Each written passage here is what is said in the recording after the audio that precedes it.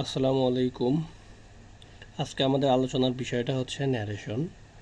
ন্যারেশনের ক্ষেত্রে এই যে একটা সেন্টেন্স আমরা দেখতে পাচ্ছি যে হি সেড টু মি, তারপর একটা কমা দিয়েছে, তারপরে আর একটা মানে এই যে ইনভাইটেড কমা দিয়ে যে বন্ধ করা একটা অংশ আছে, তাহলে দুইটা অংশ হচ্ছে, একটা হচ্ছে ইনভাইটেড কমার মধ্যবর্তী অংশ আর একটা হচ্ছে বাইরের অংশ, তাই না? তো এই যে বাইরের যে অংশটা হি সেড টু মি, এটা হচ্ছে রিপোর্টিং অংশ। এটা কি রিপোর্টিং অংশ? আর যে অংশ সে আমাকে বলল, কি বলছে যে I know the man who came here last night, আমি তাকে চিনি, যে আমি লোকটিকে চিনি যে এখানে গত রাতে এসেছিল। তো এই যে যেই অংশটুকু বলছে এটা হচ্ছে রিপোর্টেড অংশ। রিপোর্টেড অংশ এটা একটা কমপ্লিট ন্যারেশনের বাক্য। তো আমরা ন্যারেশনের রুলসগুলো দেখব এখন। রুলসগুলো দেখার পরে পাঁচটা, ন্যারেশনের ক্ষেত্রে মূলত পাঁচটা বিষয়ে গুরুত্ব দিতে হবে। তো সেই পাঁচটা বিষয়ে গুরুত্ব দিয়ে যদি আমরা জানতে পারি পাঁচটা ধাপ, তাহলে হচ্ছে এই বাক্যটাকে আমরা ন্যারেশন কমপ্লিটলি করতে পারবো। তো এক্ষেত্রে ন্যারেশনে মূলত পাঁচটি বিষয়ে গুরুত্ব দিতে হবে। এক, ইনভাইটেড কোমার বাইরে। বাইরে বলছে না, তার মানে কি এই যে ইনভাইটেড কোমা এর বাইরে মানে এখানে, তাই না? মানে এই অংশটুকুর বাইরে, তার মানে এই অংশটুকুর ভিতরে। তাহলে ইনভার্টেড কমার বাইরে শুধুমাত্র সেইড বা সেইড টু, শুধুমাত্র সেইড বা সেইড টু, ইনভার্টেড কমার বাইরে শুধুমাত্র সেইড অথবা সেইড টু থাকলে তার পরিবর্তন। এর দ্বারা কি বোঝা যায় যে এই যে ইনভার্টেড কোমাটা যে আছে, এই যে ইনভার্টেড কোমা এর বাইরে ভিতরের অংশ, এটা এটা হচ্ছে বাইরের অংশ। তো ইনভার্টেড কোমার বাইরে শুধুমাত্র সেইড বা সেইড টু থাকলে তার পরিবর্তন হবে। মানে এই যে অংশটুকুর ভিতরে সেইড অথবা সেইড টু, এখানে সেইড টু আছে, তার মানে শুধু এই অংশটার পরিবর্তন হবে। এর দ্বারা কি বোঝা যায় যে বাকি অংশগুলো অপরিবর্তিত থাকবে, অথবা এখানে যদি সেইড সেইড টু না থেকে অন্য কিছু থাকতো, নেশনের ক্ষেত্রে যেমন রিপ্লাইড থাকে মাঝে মাঝে, তো ওই ক্ষেত্রে হচ্ছে আমরা ওইটা পরিবর্তন করব না। কেন? কারণ আমরা কেবল কি জানলাম, মানে মাত্র জানলাম কি যে বাইরে শুধুমাত্র সেইড বা সেইড টু থাকলে তার পরিবর্তন, শুধুমাত্র এইগুলো থাকলে পরিবর্তন। তার মানে কি এর বাইরে কিছু থাকলে পরিবর্তন হবে? অবশ্যই হবে না। ঠিক আছে, ওকে, এক নাম্বার। আর দুই নাম্বারটা হচ্ছে ইনভাইটেড কমা উঠে যাবে। মানে বাইরের ক্ষেত্রে যে সেইড বা সেইড টু থাকলে তার পরিবর্তন হবে শুধু, এক গেল। দ্বিতীয় ধাপটা হচ্ছে কি আমাদের, যে ইনভাইটেড কমাটাই উঠে যাবে, ইনভার্টেড কমা উঠে যাবে। তিন নাম্বার, ইনভার্টেড কমার মধ্যবর্তী অংশে, মানে এই যে মধ্যবর্তী অংশ, মানে এইটুকুর কথা বলা হচ্ছে, এই মধ্যবর্তী অংশে সাবজেক্ট এবং অবজেক্ট থাকলে শুধু তাদের পরিবর্তন হবে।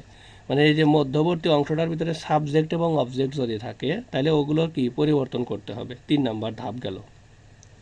চতুর্থ ধাপটা হচ্ছে মধ্যবর্তী টেন্সের পরিবর্তন। মধ্যবর্তী টেন্সের পরিবর্তন, মধ্যবর্তী বলতে কি বোঝাচ্ছে, যে এই যে ইনভার্টেড কমার মধ্যবর্তী অংশ এইটুকু, যে I know the man who came here last night, এই অংশটুকু, এই অংশটুকুর মধ্যে টেন্সের পরিবর্তন করব। তারপর মধ্যবর্তী অংশের সময় বা স্থানবাচক শব্দের পরিবর্তন, সময় বা স্থানবাচক শব্দের পরিবর্তন। এক্ষেত্রে এই যে একটা বাক্য যে আছে, এই বাক্যের ভিতরে আমরা যেটা দেখতে পাচ্ছি সময় বা স্থানবাচক শব্দ হিসেবে হেয়ার, মানে এখানে, এটা কি স্থানবাচক হচ্ছে না? স্থানবাচক হচ্ছে। লাস্ট নাইট, গত রাতে, এটা সময়বাচক হচ্ছে না? তাহলে সময় বা স্থানবাচক শব্দ হিসেবে এই দুইটা কিন্তু এখানে আছে। আর আমরা কেবল কি দেখলাম, যে 5 নম্বর ধাপটাতে যে মধ্যবর্তী অংশে সময় বা স্থানবাচক শব্দের পরিবর্তন করতে হবে। ঠিক আছে, তো মূলত এই পাঁচটা জিনিস যদি আমরা বিস্তারিত জানি, কোন পাঁচটা, যে সেইড সেইড টুর পরিবর্তন, ইনভার্টেড কমা উঠে যাবে, সাবজেক্ট অবজেক্টের পরিবর্তন, মধ্যবর্তী টেন্সের পরিবর্তন, সময় বা স্থানবাচক শব্দের পরিবর্তন, এইগুলোর যদি আমরা বিস্তারিত জানি, বিস্তারিত বলতে কি, যে ইনভার্টেড কমা উঠে যাবে বুঝলাম, কিন্তু উঠে গিয়ে কি বসবে এর পরিবর্তে সেটা জানা লাগবে। ইনভার্টেড কমার বাইরে শুধুমাত্র সেইড বা সেইড টু থাকলে তার পরিবর্তন করতে হবে জানছি, কিন্তু পরিবর্তন করে কখন কি বসবে সেটা জানতে হবে। এমনভাবে এগুলো সাবজেক্ট অবজেক্টের পরিবর্তন ঠিক আছে, কিন্তু পরিবর্তন হয়ে হবে কি সেটা জানতে হবে। টেন্সের পরিবর্তন, পরিবর্তন হয়ে কোন, মানে কোনটা পরিবর্তন করে কোনভাবে লিখতে হবে বা কি লিখতে হবে, এগুলো বিস্তারিত যখন আমরা জানবো, এবং সময় বা স্থানবাচক শব্দের এই ক্ষেত্রেও এইগুলোর পরিবর্তে কি বসে, কখন বসে, কি বসে, এগুলো যদি বিস্তারিত জানি তাহলে হচ্ছে আমরা এই ন্যারেশনটা করতে পারবো। আর এইটা যদি বাক্যটা যদি কমপ্লিটলি আমরা করতে পারি তাহলে বুঝতে হবে আমি বুঝেছি পাঁচটা ধাপ। হ্যাঁ, তো আসি বিস্তারিত জানি এই পাঁচটার আমরা। প্রথমটা, পাঁচটার ভিতরে প্রথমে যেটা আছে, সেইড বা সেইড টু এর পরিবর্তন। সেইড বা সেইড টু এর পরিবর্তন, এটা 1 নম্বর ধাপ ছিল না আমাদের। তাহলে সেইড বা সেইড টু এর পরিবর্তনের ক্ষেত্রে একটা জিনিস লক্ষণীয়, যে এই যে মধ্যবর্তী যে আমাদের সেন্টেন্সটা ছিল না এর আগে, যে এই যে I know the man who came here last night, এরকম ছিল। এই মধ্যবর্তী সেন্টেন্সটা হতে পারে, কয় ধরনের সেন্টেন্স আছে আমাদের জানা হয়, মানে আমরা যেগুলো জানি আর কি, কয় ধরনের সেন্টেন্স? 5 ধরনের: assertive, interrogative, imperative, optative, exclamatory. এখন কথা হচ্ছে এই ইনভার্টেড কমার ভিতরে অ্যাসার্টিভ সেন্টেন্সও থাকতে পারে, ইন্টারোগেটিভও থাকতে পারে, ইম্পারেটিভ থাকতে পারে, অপটেটিভ থাকতে পারে, এক্সক্লেমেটরি থাকতে পারে। কারণ কোনটা থাকলে তার পরিবর্তে কি বসবে ওইটা আমাদের জানার বিষয়, ঠিক আছে?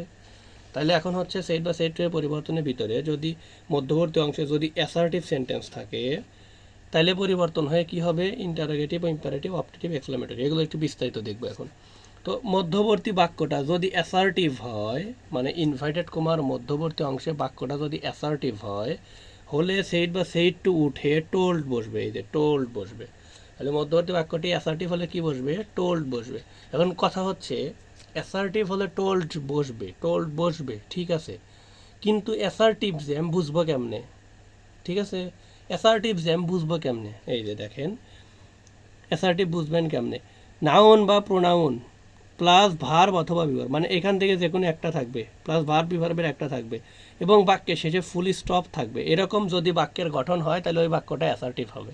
আর যদি অ্যাসার্টিভ হয়ে যায় তাহলে সেইট বা সেইট টু পরিবর্তে আমরা কি দেবো? টোল্ড দেবো, ঠিক আছে? 2 নাম্বার, মধ্যবর্তী বাক্যটা যদি ইন্টারোগেটিভ হয়, ইন্টারোগেটিভ মানে প্রশ্নবোধক বাক্য যদি হয়, তখন সেইট বা সেইট টু উঠে আস্ক বসবে, ঠিক আছে?